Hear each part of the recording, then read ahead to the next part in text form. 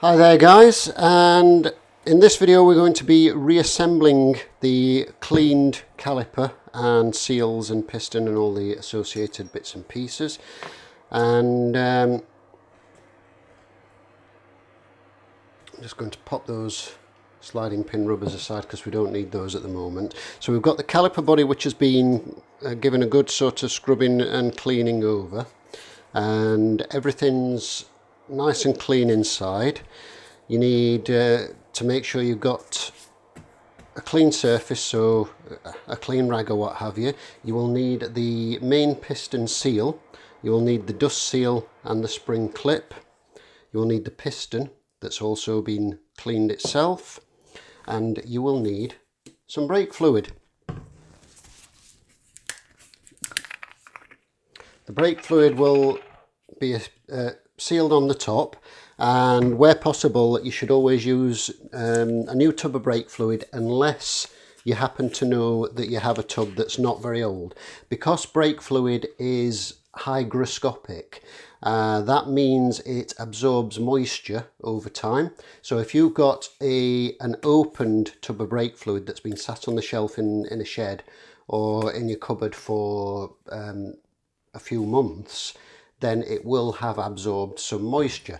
It should still be okay and generally usable, but if you've got something that's really old, months and months and months old, then don't risk it. It's just not worth it. Just get yourself a new tub of brake fluid. It's not expensive stuff. In addition to that, you will need one other thing. You will need some silicone grease. Now this is a clear grease which appears initially quite thick, but is actually quite runny once applied, but you'll see that once we get to it. It's rubber safe, and it lubricates and protects plastic and rubber parts. It's water repellent, and it is the recommended lubricant for brake components and any brake component that comes in contact with rubber. Obviously you don't want to get this near the braking surface of your pad. You use it in small quantities and you use it carefully. So first thing to do is just have a last quick wipe out with a clean rag of the inside area where the piston goes, to make sure that this is nice and clean and dust free. You need a lint free rag and an old, I use old bits of t-shirts and the like, which do the job nicely. So once you're sure this is clean inside, you take your inner rubber seal, and you need to make sure that this is still supple. There are no cracks or splits or anything else as this one is. This one's going to be refitted in the same orientation it was removed, and although there are no markings to indicate there's an up and a down side to this, because this has previously been in, it needs to be refitted in the same way, and it does actually seem to have a very slight tilt in that direction, but only very slight, which is probably just due to wear of the piston moving in and out. But because of that, what you don't want to do is put it back in the opposite way to the way it was removed, just in case. So this is going to go back in the same way that it was removed, and it should just be simply a case of trying to do this so you can see on the camera, just slotting it into the groove and then working it around accordingly until the whole thing fits in nice and snugly. This needs to be done with the inner part of the caliper cleaned and dried. So there we go, that's fitted. Just run your finger around there to make sure that there are no bits sticking out, that it's not twisted or anything of that nature. That seems to be nice and snug. There's a good fit in there. Next thing you need to do is get yourself a bit of the brake fluid on a clean fingertip, or you'll notice somewhere in these disposable gloves that you can get from the garage and various car spares places.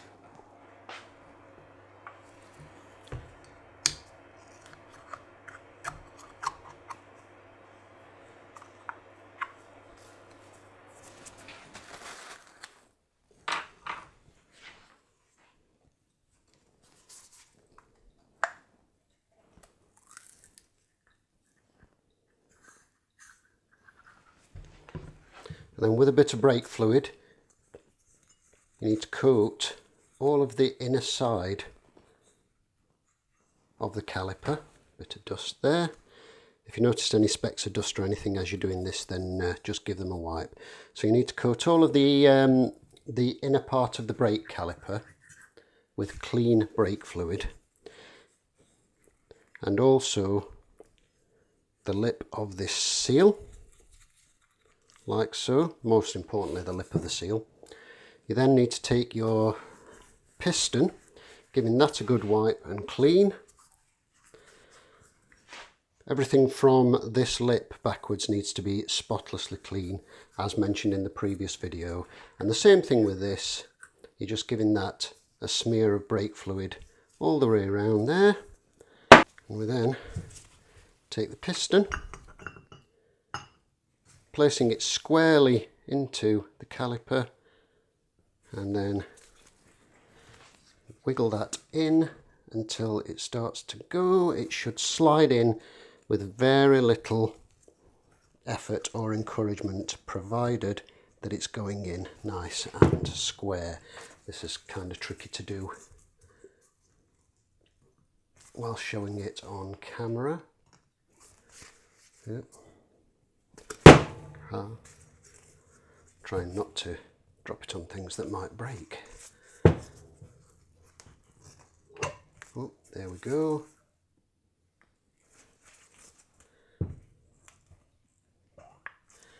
And as you can see, it should slide quite easily into the casing. What I'm going to do now is just push that in and out a few times using the same method we used to remove it. If you don't have the access hole on your caliper, if this is a different caliper you're working on and there isn't one directly behind the piston like this one, you can use compressed air to push the caliper back in and out if you have access to an air compressor, or failing that, if you can rig up something like a pump, a foot pump or something similar, it will do the same job. Before you push it all the way back in this time, as I just wanted to work it back and forth a couple of times to make sure it wasn't sticking or binding on anything. Before we push it back in this time, we're going to reinstall the rubber dust boot, and this is where your silicone grease comes in. So making sure that the seal itself is clean and free of any debris. We need to pop the outer bit into the groove of the piston.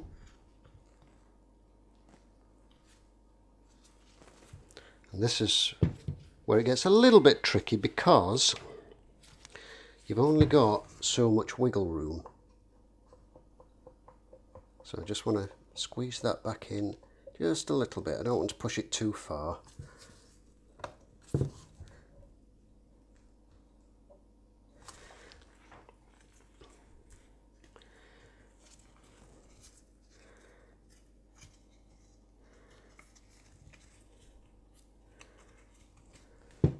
And just pushing the rubber dust boot back down so it's roughly in place. We just want to get this bit into the groove of the piston.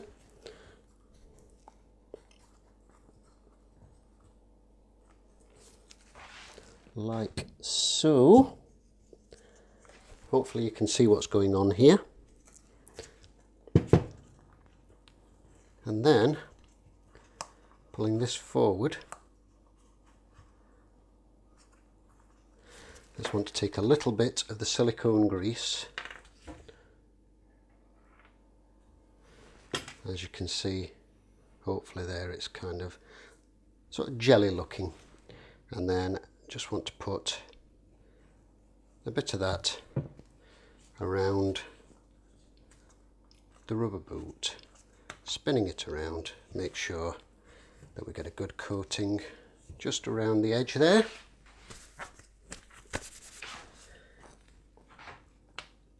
And then wiping that, so we don't want any on the outside particularly.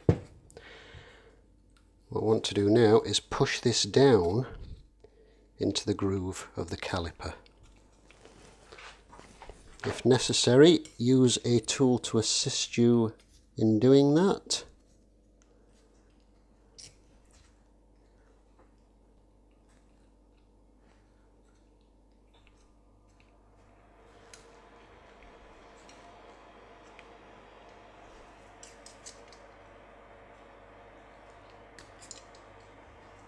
Like so. So taking the snap ring, what we need to do is inserting one side of the clip, making sure it seats. This is slightly tricky, this bit, but it's manageable. You need to make sure that it goes under the last fold and into the groove of the rubber. Once you've got one end in, you're essentially just following it around with the other, and it should just pretty much drop into place in theory. May need to wiggle about a bit until it does what you want it to do.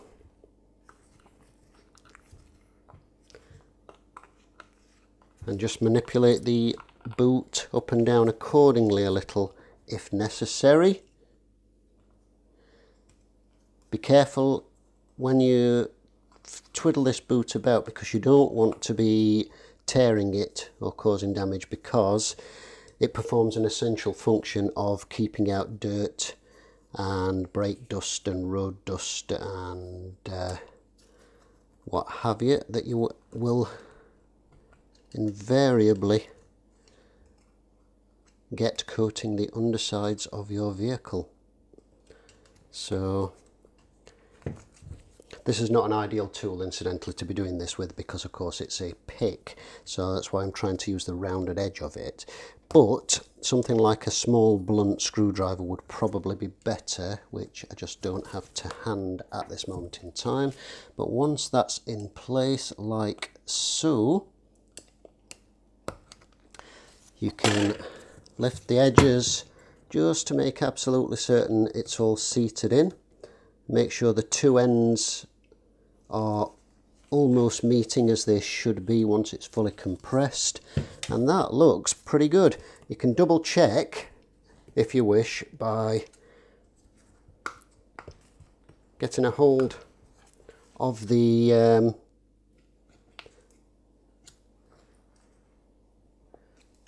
boot itself and physically trying to pull it out. Don't really yank on it, because you'll probably pop the pin out, but if you try and pull it out like so and it won't come, then you've done a good job, and that dust boot is nicely sealed. So taking the rag, I'm just going to wipe around the mating surface, the front surface that's outside of the dust seal, because this is the bit that's going to be contacting the back of your brake pad. You don't want any surplus brake fluid or anything, or what have you, getting stuck out there. And I'm just going to squeeze that back in, so that's in position for fitting new brake pads. The next step is the carriage, the sliding pins, and for this the silicone grease will come in handy again. Actually, just before we do that, what I'm going to do is pop the bleed nipple back in. This is just to keep it out of the way so it's in place. I'm going to put a little dab of either copper grease or moly grease on that before it's permanently fitted for bleeding. So taking the sliding bolts and the mounting carriage, which fit on like so, we figure out which is the top by looking at the location of the bleed nipple. Bleed nipple's up here, so this is the top one. The top one has the rubber mount on, goes in there like so, and the bottom one without the rubber mount. You need to make sure these are both clean.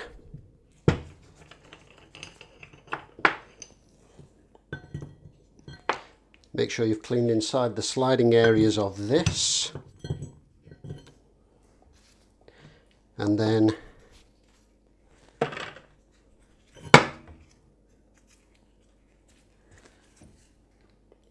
the larger section of the rubber boot fits around this part of the mounting plate on both of those, like so.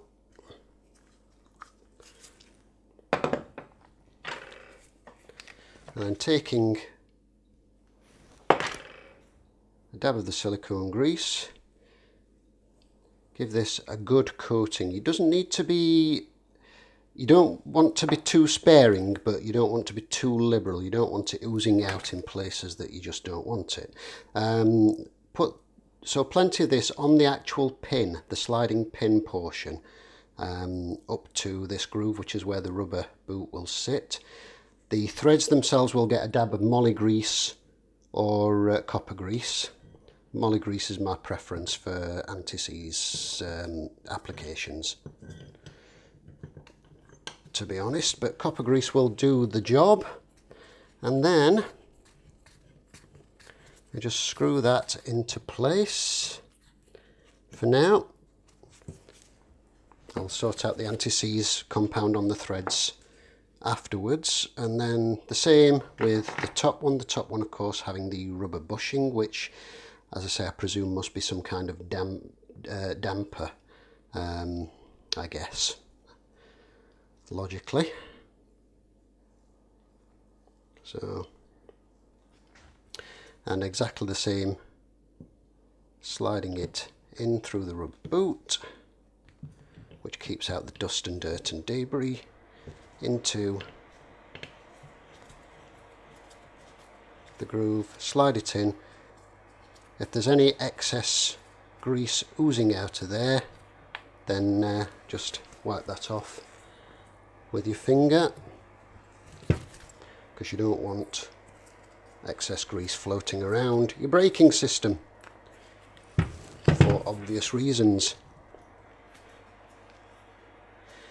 So we're just going to nip those in for the moment, pull those boots over the little lip, give that a bit of a wipe, and there is your rebuilt caliper. So that's been stripped, checked, cleaned and rebuilt. That's your sliding portion, the sliding pins which move the whole assembly back and forth. And of course you've now got your piston with your seal and dust seal and everything clean. This is where your banjo bolt bolts back in, and this particular one is the right hand side caliper, and that fits to the backing plate like so. So there you go. Hope this was useful. Thank you for watching. And the fitting procedure is pretty much along the same lines as you would do for changing brake pads. And hopefully if I get a chance I will do a little video just on swapping the calipers themselves, but that's pretty much where we're at. So thank you for watching, and we'll see you in the next video.